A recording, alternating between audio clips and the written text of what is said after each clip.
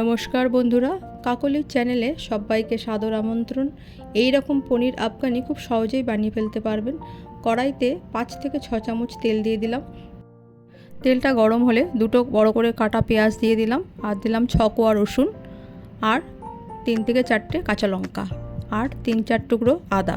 এবার ভালো করে নেড়ে চেড়ে নিয়ে এগুলো আমি তুলে নিলাম। তারপরে একটুখানি ধনেপাতা তেলে একটু নেড়ে চেড়ে নিলাম। এবার ধনেপাতাটা আমি তুলে নিচ্ছি, নিয়ে একটা মিক্সার গ্রাইন্ডারে দিয়ে ওর একটা পেস্ট বানিয়ে নিচ্ছি। এতে দিলাম 3 চামচ টক দই।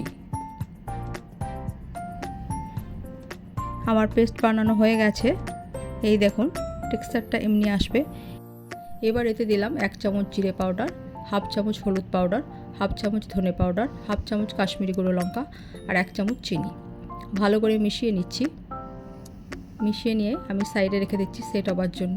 এখানে আমি 250 গ্রাম পনির পিস পিস করে কেটে নিয়েছি, তাতে দিয়ে দিলাম হাফ চামচ চিনি, একটুখানি গোলমরিচের গুঁড়ো, আর 1 চামচ তেল, আর ধনে পাতা কুচি দিয়ে ভালো করে নেড়ে চেড়ে মিশিয়ে নিলাম। এবার আমি কড়াইতে 4-5 চামচ তেল দিয়ে দিলাম। তেলটা গরম হলে পনির দিয়ে দিলাম। পনিরগুলো আমি হালকা করে ভেজে নিচ্ছি। এক সাইড ভাজা হয়ে গেছে, আমি উল্টে দিচ্ছি। হালকা ব্রাউন কালার আসলেই পনিরটা ভাজা হয়ে যাবে।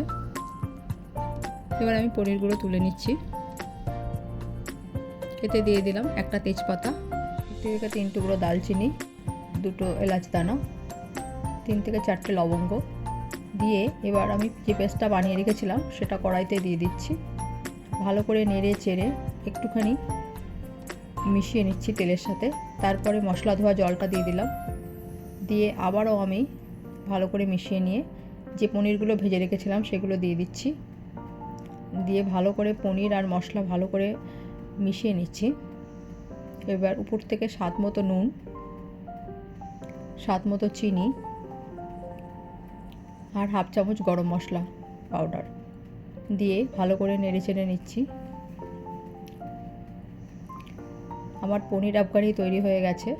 এবার আমি উপর থেকে কুচনো ধনেপাতা ছড়িয়ে দিলাম। এই পনির আফগানি কিন্তু ভাত, রুটি, পরোটা, লুচি সবার সাথে খেতে পারবেন।